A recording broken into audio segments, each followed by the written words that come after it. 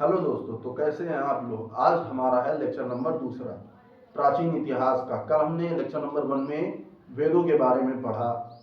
Total हमने कल जब शुरुआत की तो हमने थोड़ा जाना कि हिंदुस्तान को पहले क्या कहते थे, जैसे जम्बू द्वीप कहते थे।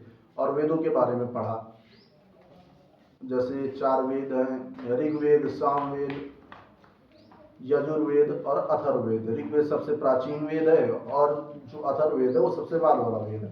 अब उसके बाद कुल मिला के काफ़ी चीज़ें पढ़ी हमने उनके बारे में, जैसे उनके मंडल, 10 मंडल, 1028 सूक्त और उनकी 10,462 ऋचाएँ। और जो ऋषि उनको पढ़ते हैं उन्हें होत्र कहते हैं, अगर रिपीट करें तो। और जो हस्तलिखित हैं उन्हें खिल कहा जाता है। 8वें मंडल पर ये दिया हुआ है। अब जैसे कुछ चीज़ें छूट गई वो ये हैं। आज वैसे चलिए लेक्चर नंबर 2 लिख लेते हैं और हिस्ट्री का है। हिस्ट्री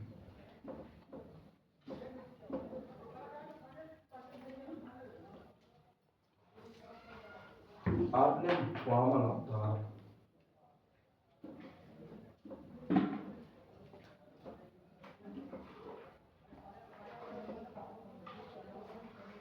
हमारे जो भगवान विष्णु हैं उनका एक अवतार हुआ था वामन अवतार। उसमें उन्होंने 3 पग रखे थे।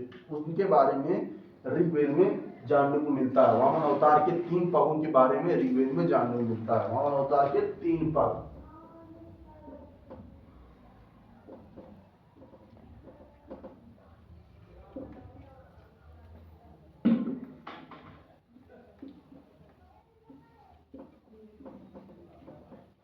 और ऋग्वेद में इसके बारे में जानने को मिलता है। और हाँ, एक चीज और है, जैसे ऋग्वेद की एक शाखा है,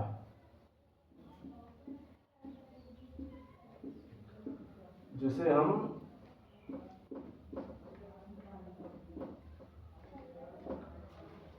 साकल कहते हैं। ऋग्वेद की एक शाखा है जिसे हम साकल कहते हैं। और वामन अवतार के बारे में जो उनके 3 पग हैं, वामन अवतार के तीनों पगों के बारे में ऋग्वेद में बताया गया है, उल्लिखित है। चलिए आगे बढ़ते हैं।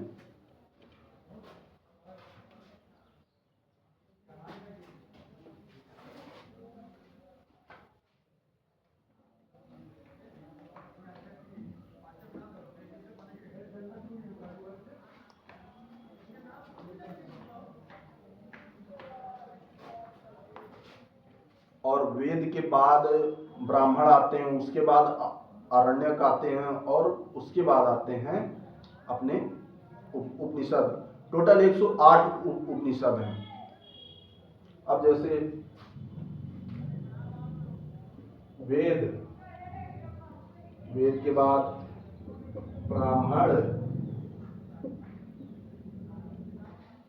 फिर आरण्यक,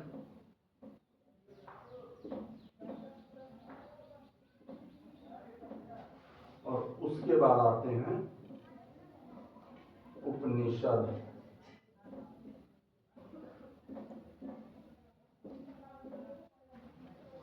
इस हिसाब से हम चलते हैं, पहले वेद, फिर ब्राह्मण, फिर आरण्यक, फिर उपनिषद। टोटल इसकी संख्या है 108। अब हम वेद पुराण के बारे में पढ़ेंगे। वेद टोटल 4, पुराण 18 और वेदांग है, वेदांत वो कुल मिला के 6 हैं। अब वेद और पुराण ये अधिकतर पढ़ेंगे। वेद तो हम पढ़ चुके हैं, अब थोड़ा पुराणों में भी जाएंगे, थोड़ा इसके बारे में जान ले पहले।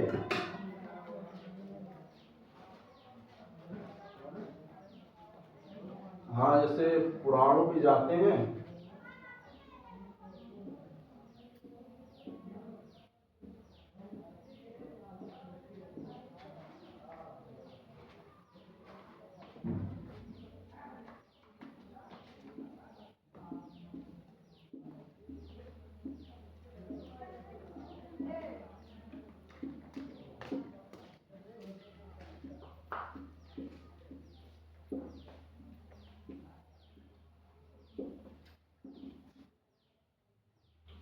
पुराणों के जो रचयिता हैं वो लोमहर्ष और उग्रसेन है, ये दोनों हैं। और इसके बाद चलें अगर पुराणों में यही है, और एक चीज़ है कि जैसे विष्णु मतलब वंश जो है वो किससे संबंधित है, किस पुराण से संबंधित है। जैसे विष्णु वंश है, आप इसको काफ़ी आसानी से याद कर सकते हैं कि उनके सर पर मोर का पंख लगता है, तो आप इससे कह सकते हैं कि वह मौर्य वंश से संबंधित हैं। इस तरह आप बता सकते हैं कौन कौन आंध्र सातवाहन वंश से संबंधित है, कौन गुप्त वंश से संबंधित है, अभी पता चलता है। और कौन सबसे पुराना वंश है, मतलब सबसे पुराना पुराण है, और वैसे वो मत्स्य पुराण है। चलते हैं अभी उसकी चर्चा करते हैं। ये आपको पता होना चाहिए कि पुराण जो है उनमें से सबसे इनके जो रचयिता हैं ये दोनों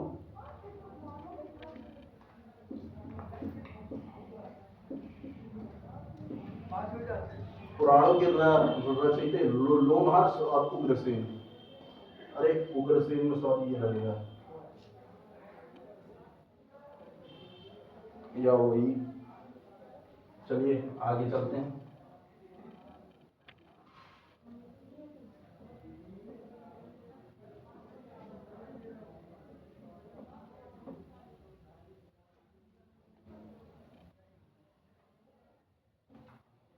तो वो थोड़ा मतलब वो है जैसे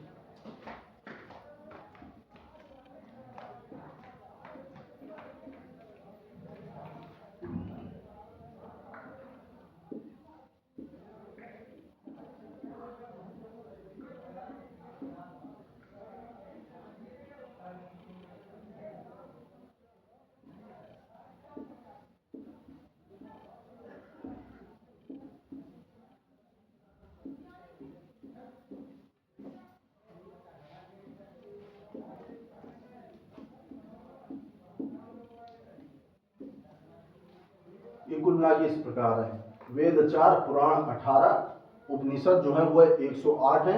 उनमें से छंदों के उपनिषद जो भगवान से संबंधित है वो हम बाद में बताएंगे, और वेदांत जो है वो टोटल 6 हैं। अब चलिए इसको थोड़ा इरेज करते हैं फिर आगे पढ़ते हैं। ना हो तो आप नोट भी कर सकते हैं। वेद 4, पुराण 18, उपनिषद 108 और वेदांत 6।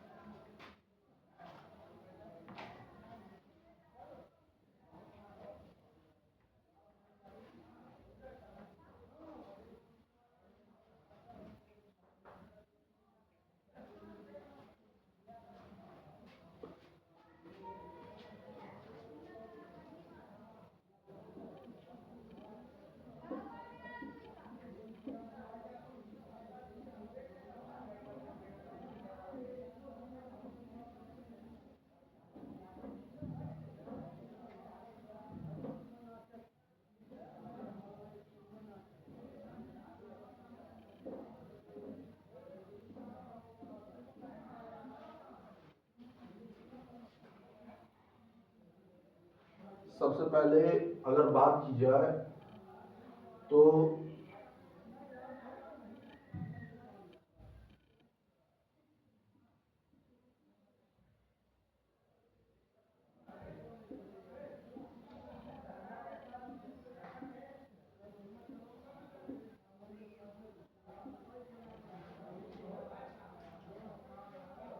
वायु पुराण है, तो वो जो है वो एक गुप्त वंश से संबंधित है।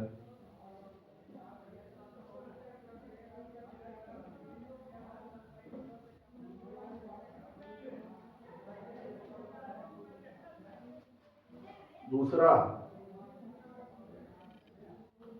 चलिए इसको बता देते हैं जो बताया था,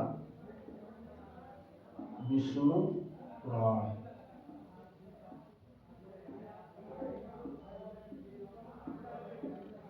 आप जानते होंगे कि विष्णु भगवान का अवतार है श्री कृष्ण भगवान, उनके सिर पर मोर का पंख लगा रहता है, तो आप आराम से कह सकते हैं मौर्य वंश। उसे क्या कहते हैं? मौर्य। तो आप आराम से बता सकते हैं।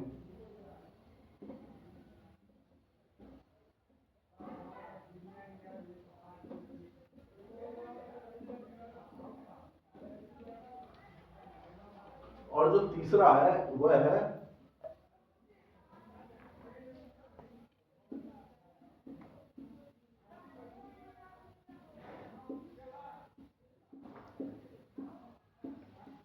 मत्स्य पुराण। ये संबंधित है आद्य सातवाहन वंश से।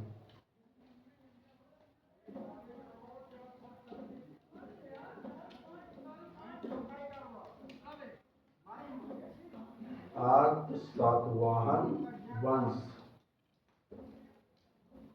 आप इस प्रकार याद कर सकते हैं। विष्णु पुराण, मौर्य वंश लगा हुआ है, मौर्य वंश, मत्स्य पुराण, आद्य सातवाहन वंश, वायु पुराण, गुप्त वंश। और इनमें से अगर बात की जाए तो ये जो मत्स्य पुराण है ये सबसे पुराना है।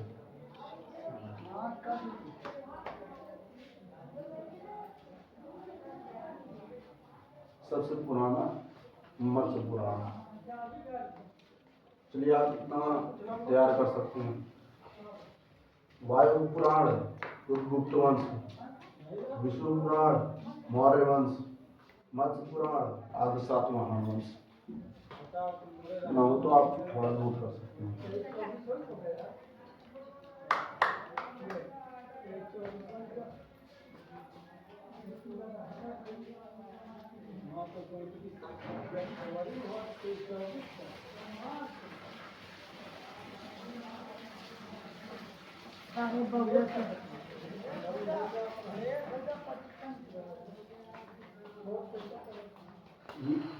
मत्स्य पुराण जो है ये सबसे पुराना है, इन तीनों में सबसे पुराना। आप विष्णु पुराण को समझ सकते हैं मोर के पंख से, मौर्य वंश, गुप्त वंश, वायु पुराण मतलब हवा की तेजी से भागते हैं। आगे आप गुप्त वंश भी पढ़ेंगे, श्रीगुप्त वगैरह। और मत्स्य पुराण जो है वो आद्य सातवाहन वंश। मान लीजिए सबसे जो कम वंश चला जिसके बारे में हम सबसे कम पढ़ाई करेंगे वो आद्य सातवाहन वंश, आद्य सातवाहन वंश वो है मत्स्य पुराण। और यही सबसे प्राचीन है, सबसे पुराना और प्रमाणित।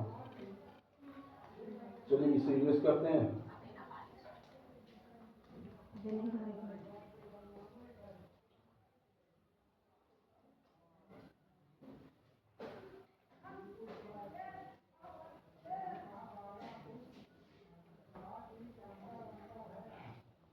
अब जैसे वेद, ब्राह्मण, अरण्यक और उपनिषद मतलब वो बैठकर ज्ञान प्राप्त करते थे, इस प्रकार था। तो इसमें से एक चीज छूट रही थी, वो थी जैसे ये बीसी और एसी मतलब एडी, मैं बार बार एसी बोल देता हूँ, एडी ये एनोडोमिनी इसे कहते हैं, एनोडोमिनी बता चुका हूँ कल। और बीसी मतलब उल्टा गिनते हैं इसमें। इससे कई सवाल पूछे जाते हैं कि ये इतना तो बताइए कितना। तो इसमें हम समझेंगे विक्रम संवत, शक संवत अभी पढ़ते हैं कुछ दिनों में, तब उसमें इसका समझ में आएगा। वो थोड़ा छूट गया था क्योंकि ये जब आएगा तब पढ़ाएंगे, वो अब आया है कुछ समझ में। इसमें होता है कि बिफोर द मतलब ईसा, हम लोग ग्रेगोरियन कैलेंडर को फॉलो करते हैं, उसके अनुसार कहा जाता है ईसा मसीह के जन्म से पहले, तो ये वाला फॉलो किया जाता है बिफोर द क्रिस्ट बॉर्न। मतलब ये कहते हैं before the Jesus Christ born. अब ये आफ्टर मतलब जब जीसस क्रिस्ट का बॉर्न हुआ उसके बाद, उसके साथ या कह दिए है, तब ये चलता है। अब महात्मा बुद्ध की उससे समझ सकते हैं 563 फिर से 483। और महात्मा बुद्ध और उनके बारे में महावीर स्वामी, इनमें हम पढ़ेंगे उनके जैन धर्म और बौद्ध धर्म दोनों के बारे में। पहले अभी यहाँ चल लें, इसके बाद दूसरा टॉपिक जो आएगा वो होगा ऐतिहासिक काल, और तीसरे पर जब हम जाएंगे तो वो होगी सिंधु घाटी सभ्यता। थैंक यू दोस्तों, आज के लिए बस इतना ही। अब कल मिलते हैं आगे की क्लास में। Thank you. और होली है तो होली खेलिए। चलिए।